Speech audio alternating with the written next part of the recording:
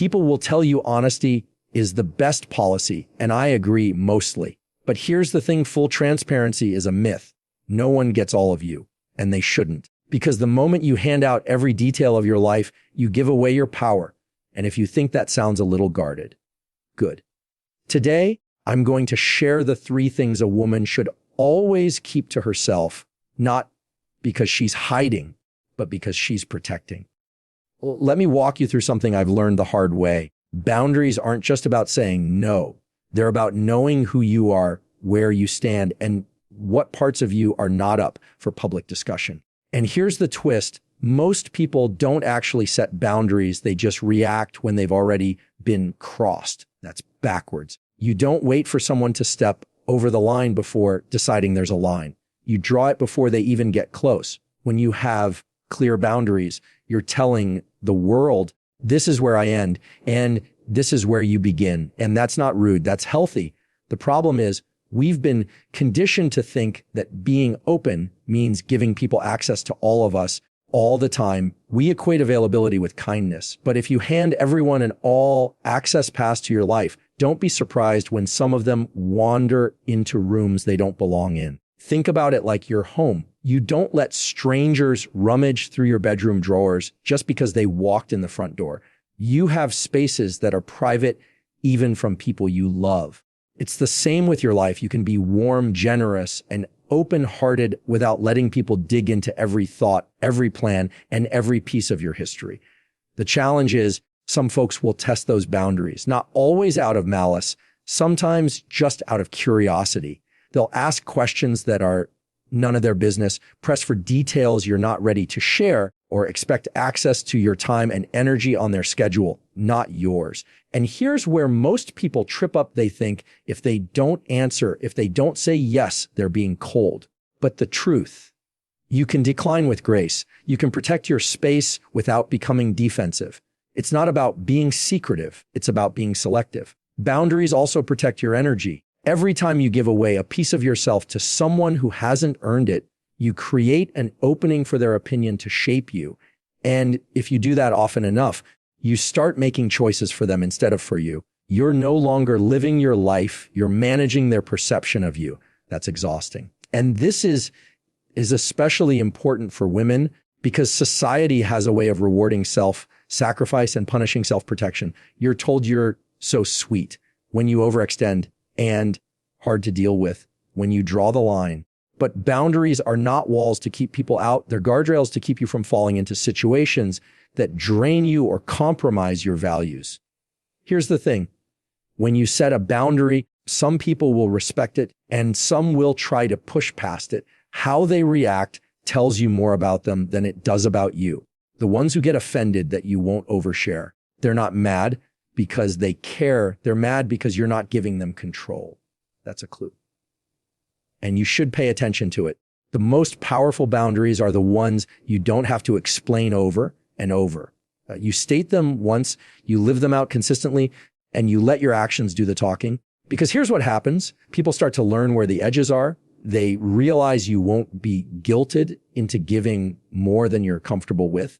They know you'll listen, you'll support, you'll show up, but not at the expense of your own well-being. And when you get good at this, something incredible happens. You stop feeling guilty for protecting yourself. That guilt starts to fade, replaced by this quiet, steady confidence. You realize you can be fully present with people without giving away pieces of yourself you can't get back. You stop explaining why your boundaries exist because you know they're not up for debate. So here's what I want you to remember. Your boundaries are not just rules for other people. They're reminders for you too. Reminders that your time is valuable, your mind is worth protecting, and your private life is not public property. Because at the end of the day, the only person who's going to live with the consequences of your choices is you. And if that means some people think you're too private or too guarded, so be it. Better to be misunderstood than to be misused. One of the fastest ways to kill a dream is to tell everyone about it before it's ready. I know that sounds counterintuitive because we're taught that sharing our goals creates accountability. But here's the reality. When you open the door too soon, you're inviting a crowd into a space that's still under construction. And not everyone who walks in will be rooting for you. When you share your next move before it's solid, you give other people the chance to weigh in. And trust me, they will. They'll tell you why it won't work. They'll tell you about the time their cousin tried something similar and failed. They'll point out every flaw they can imagine, not because they're necessarily against you, but because most people respond to uncertainty with caution.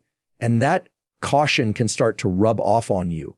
It's like planting a seed in a garden. You don't dig it up every few days to show people it's growing. You protect it. You give it time to develop roots. You let the process work before you put it on display. Your plans deserve the same care. They need the privacy to take shape without the noise of other people's opinions drowning out your own conviction. There's another layer to this. When you tell people your plans, your brain gets a little dopamine hit just from saying it out loud. It feels like progress. You get the satisfaction of the vision without doing the work yet. And if you do that too often, the motivation to actually finish can start to fade. It's the same reason some people talk about going to the gym more than they actually go. Talking about it gives them just enough of a sense of accomplishment that they don't feel as much urgency to act. The truth is, people can't sabotage what they don't know about. And that's not just about protecting yourself from malicious intent. It's about protecting your focus from distraction.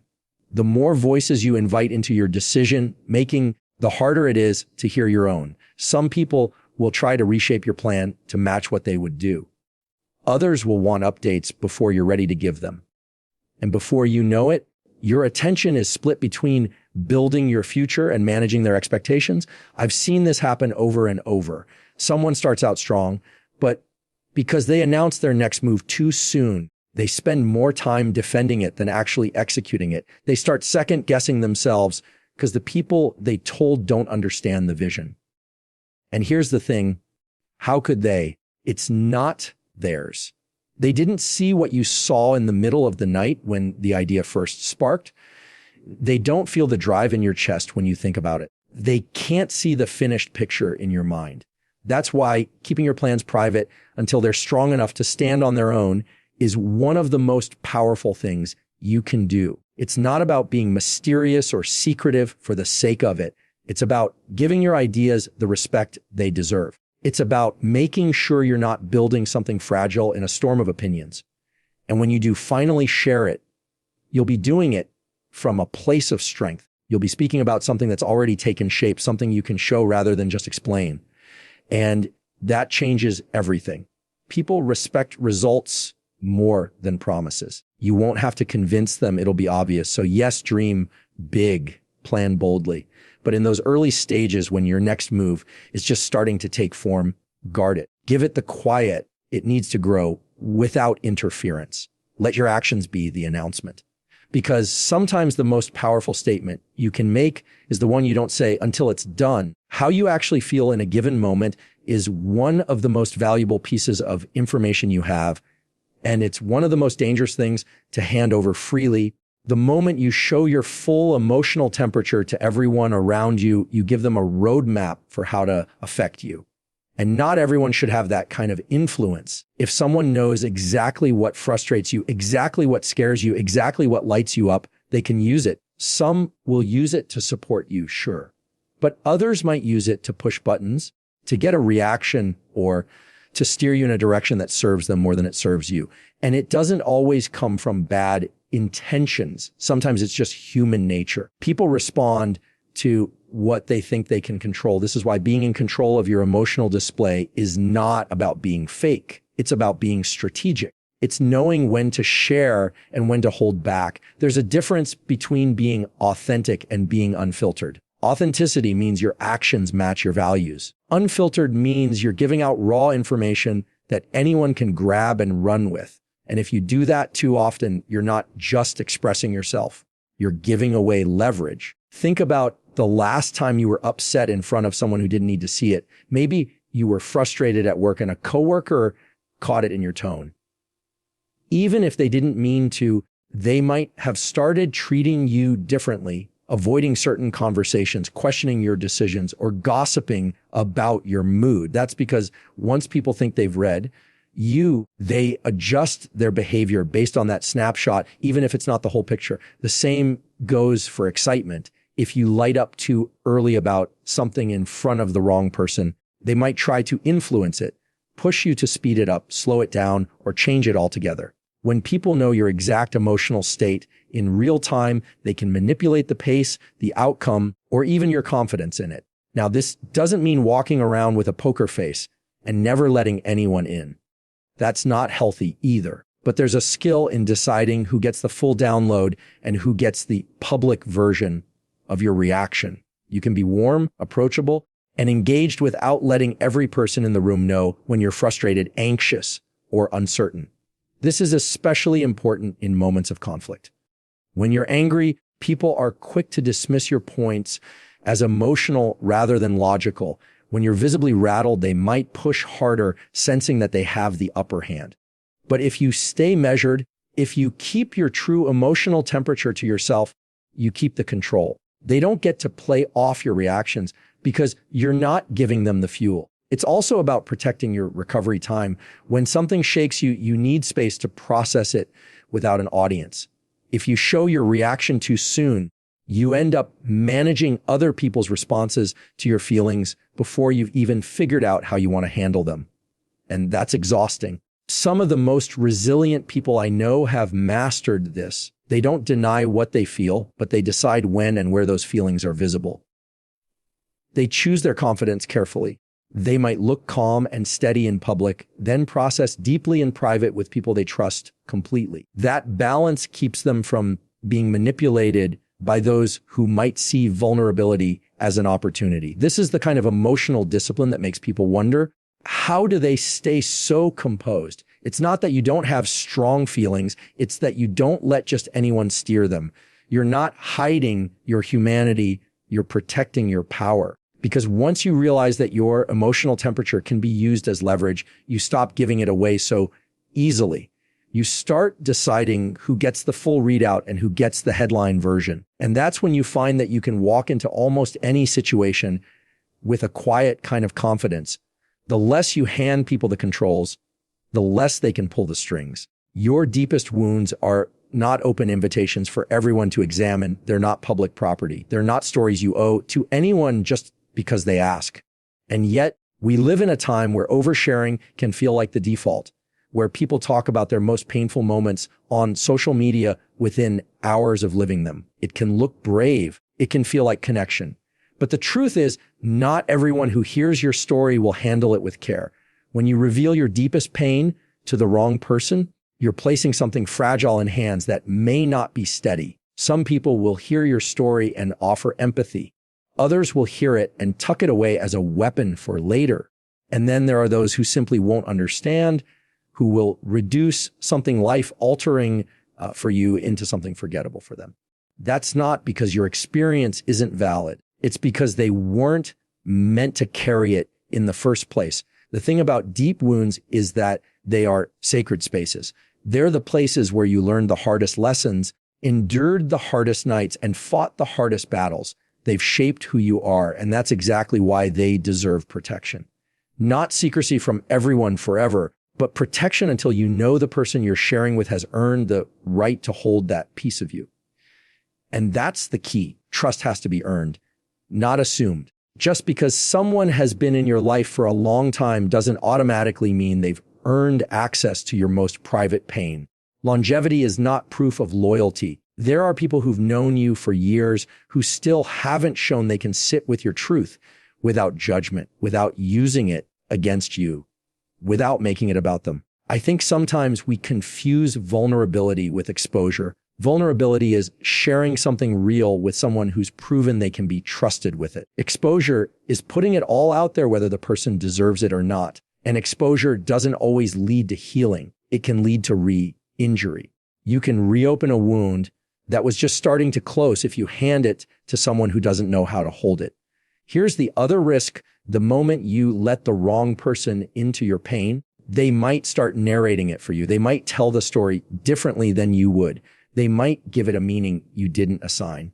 And if you hear that version enough, you might even start to question your own memory of it. That's why your deepest wounds need to stay in the safest possible hands. Sometimes that means your own until you're ready. This isn't about being cold or unreachable. It's about understanding that your healing is a process, and that process can be set back by the wrong audience. When you're still piecing yourself together, you don't need someone tugging at the seams.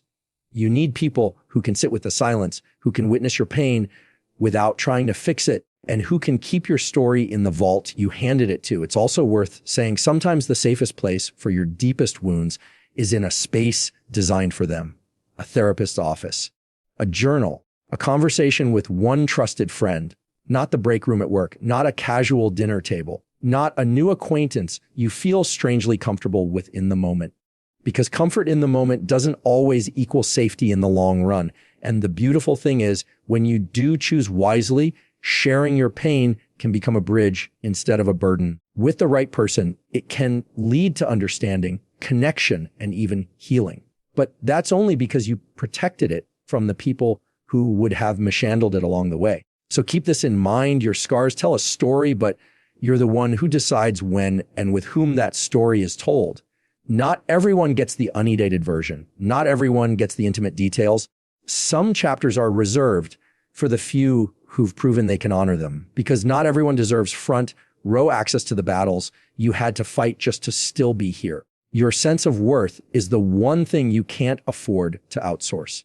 The moment you hand it over for other people to decide, you're putting the most valuable thing you own in the most unpredictable hands possible. And here's the tricky part. Most of us don't even realize when we've done it. It starts small. You get a compliment and it feels good. You get a little recognition and you feel validated. There's nothing wrong with that. It's human. But over time, if you're not careful, you start chasing that feeling. You start measuring yourself by how much praise you get, how much approval you collect, how much attention you draw. The problem is, external validation is like sugar. It gives you a quick boost, but it doesn't last. And if you rely on it long enough, you'll start craving it just to feel okay. That means you're always waiting for someone else to tell you you're enough, which also means with one word, one criticism, one moment of disapproval, they can take it away. When your self-worth is rooted inside you, no one gets to decide how valuable you are.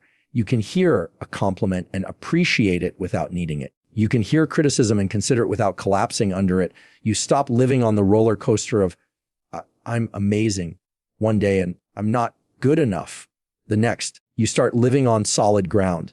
And here's the truth. People's opinions of you will change, sometimes in the same week. One moment you'll be their favorite person. The next they'll have an issue with you. If your value shifts with their moods, you'll